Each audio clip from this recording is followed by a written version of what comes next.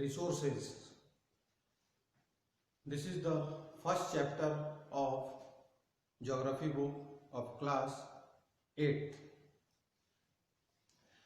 Resources. First, we will come to the definition of resources. What do you mean by resources?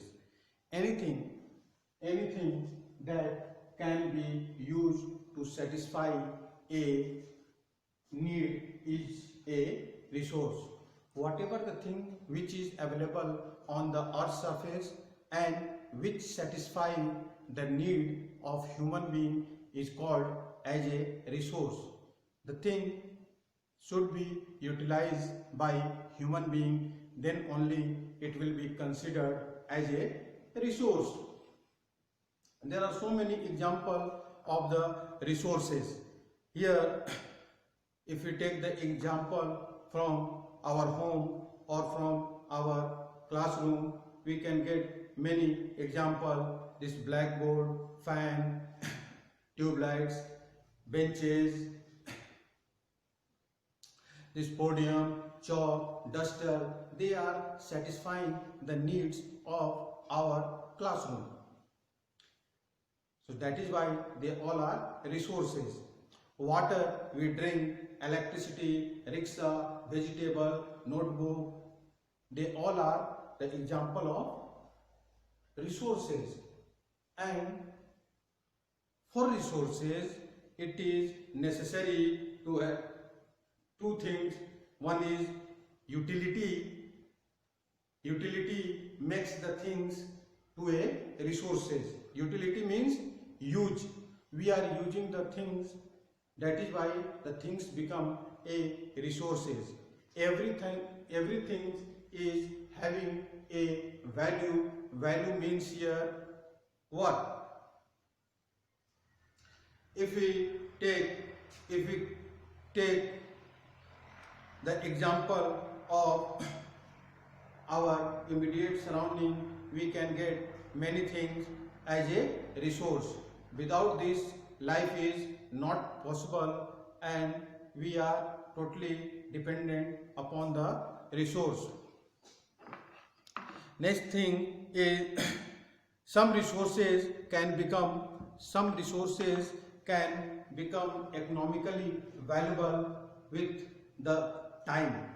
So time is also an important factor. If we consider the example that in our home, grandmother remedies have no commercial value, but when it becomes patent, if it will become patent, then it will have value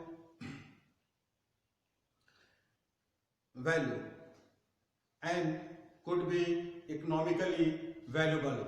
Patent means here it is having the exclusive right over any ideas or invention. Exclusive right, that is the patent. So time and technology are the two important factors that can change substances into the resources. Both are related to the needs of the people. People are the most important resource, because anything which is available on the earth, that is utilized by human being, that is why it is considered as a resource. Human being is having his ideas, knowledge and skill,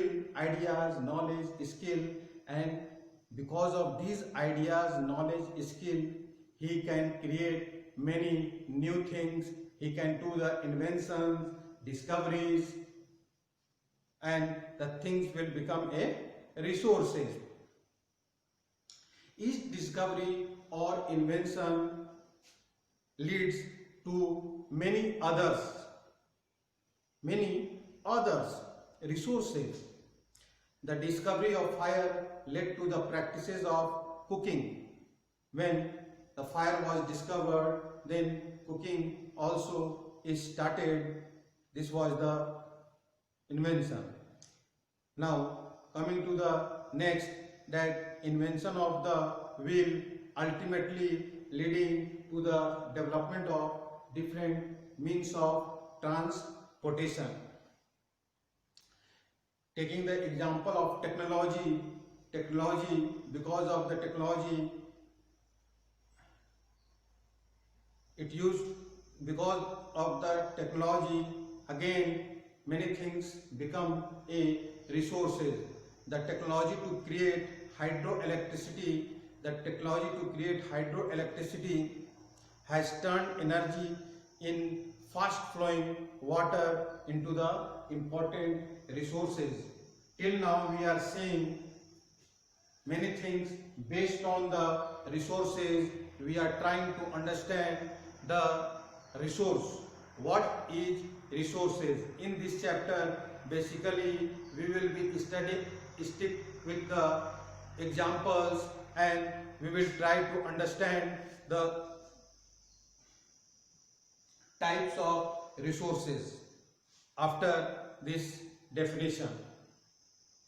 So just now we have seen many things about the resources.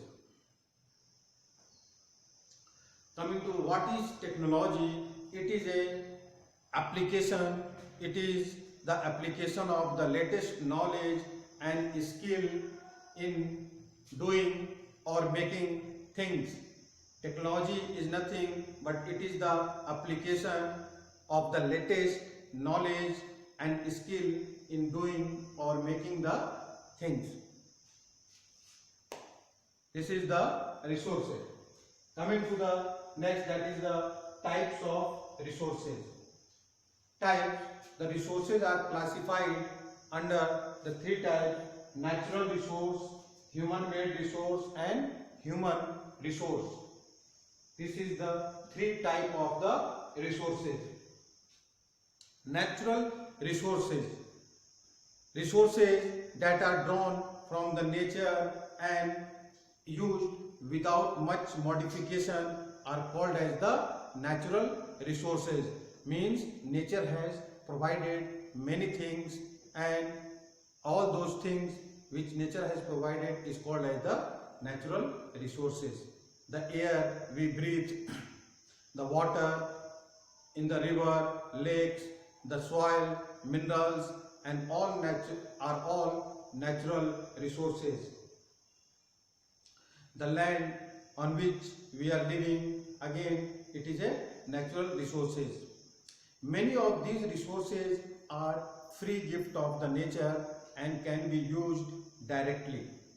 In some cases tools and technology may be needed to use a natural resources in the best possible way.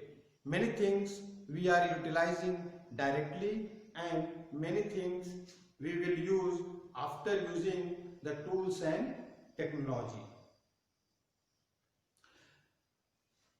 Here we have seen natural resources. So nature has provided many things, and all these natural resources are used by human being. That is why it is called as the natural resources. In natural resources, this is the broader classification: renewable resources and non-renewable resources. One by one we will see what is renewable resource and what is non-renewable resources. Renewable resource. First is renewable resources. Renewable resources are those which can get renewed or replenished quickly. It is also called as the replenishable resources. Some of these are unlimited. The renewable resources are available in large quantity. That is why it is called, it is available in large quantity, and it is unlimited, and are not affected by the human activities. इसका example solar energy, wind energy, all these two energies are not affected by the human activity, and it is also available in large quantity. That is why it is called as the renewable resources. Again, here in renewable resources, if careless use of the certain renewable resources take place, for example, water, soil, forest, these all are example of renewable resources, water, soil, forest, then it will affect the stock. What do you mean by stock then? It is the amount of resources available for use. This is the stock. Water seems to be unlimited renewable resources. Water is available on the earth in large quantity. 2/3 water is available on the earth. Land part is very less, water part is more.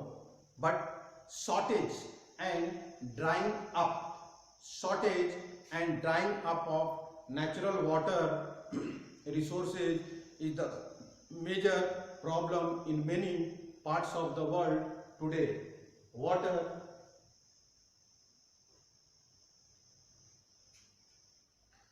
shortage and drying up, this is the main problem connecting with the water.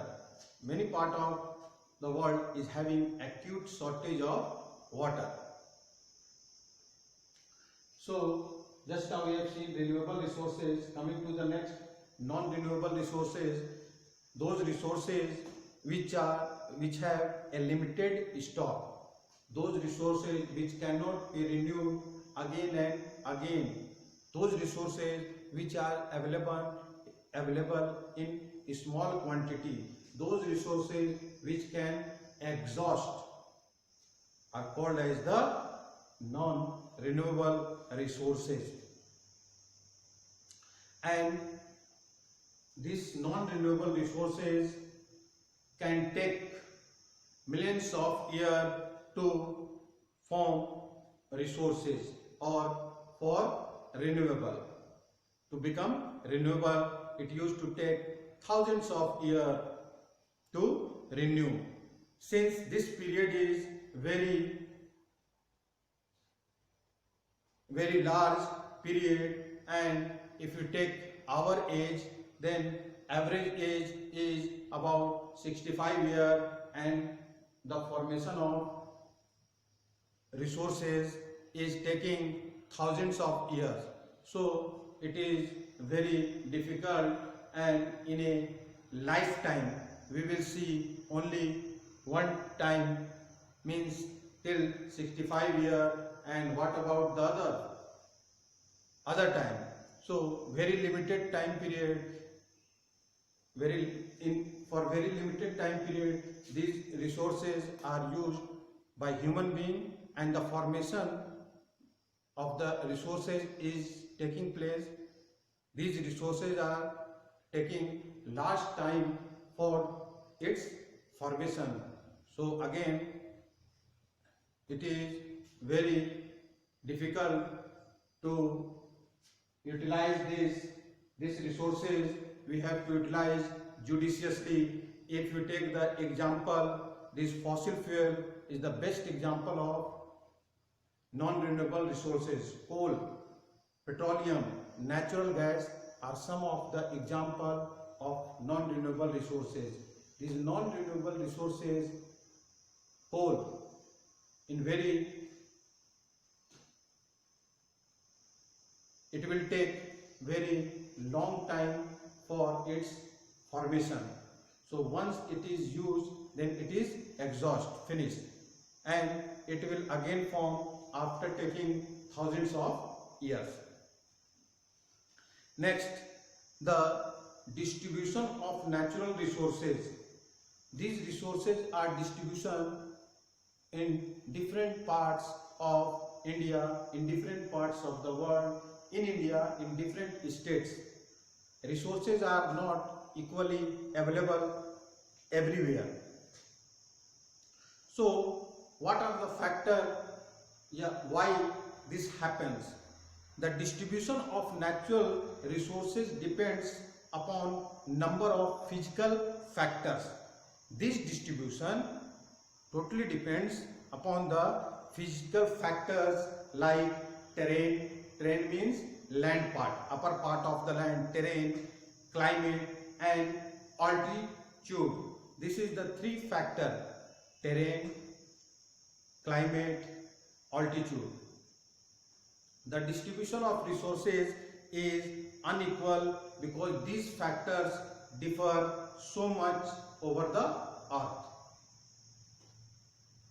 Here in the terrain, in the climate, in the altitude, there is differences, and because of these differences it leads to the distribution in the different places. It will vary from place to place. Now next is the human made resources. Just now we have seen about the natural resources. In natural resources, renewable and non-renewable, with the help of example we have understood. Coming to the human made resources, the resources which are made by human is called as the human made resources. Anything which is made by the human being, for example vehicle, machinery, road, bridge, building, school, these all are example of the human made resources. Anything which is made by the human being is called as the human made resource. Technology is also a human made resources. Who has created technology? Who has made technology? Technology is made by the human being. Why it is made? It is made to satisfy the needs of the human being. So technology is also a resource. Third, coming to the human himself is a resource. Whatever the thing we are talking, it is for the human being. Who is making? Human being is making. For whom it is making? Human being is making for himself only. As per the definition, anything which satisfies the needs of the human being is called as the resources.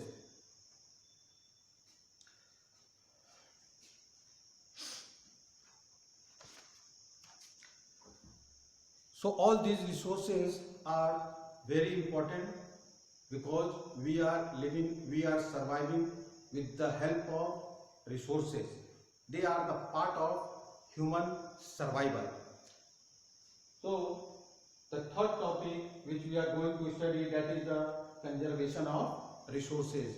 Conservation means utilizing the resources carefully and giving them time to get renewed is called resource conservation. Resource conservation is required. Without conservation, resources will get exhausted. I am talking about those resources which are limited in nature. It will exhaust, and for their formation it will take thousands of years, millions of years for their formation. For that there is requirement of sustainable development. For conservation of resources, sustainable development is required. So what is sustainable development?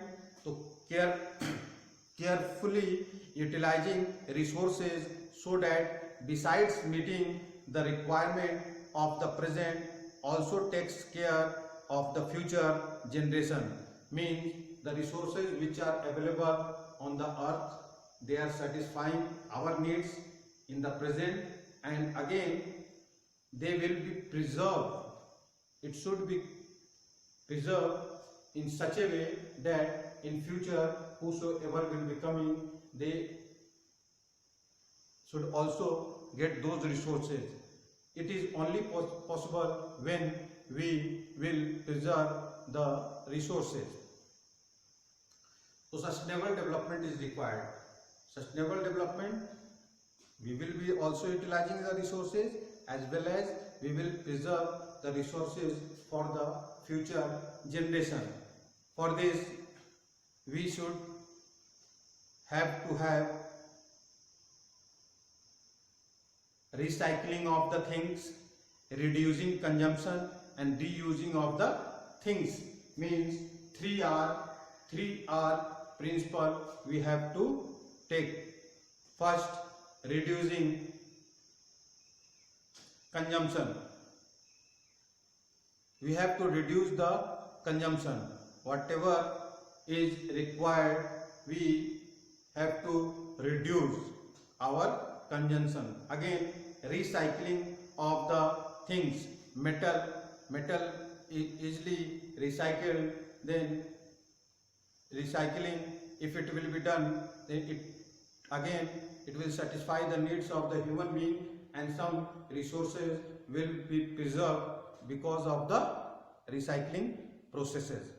Next, reusing the things. Again and again, if we will use the things, then somewhere resources will be preserved. For example, if you take the example of the book, notebook, they are made by the pulp.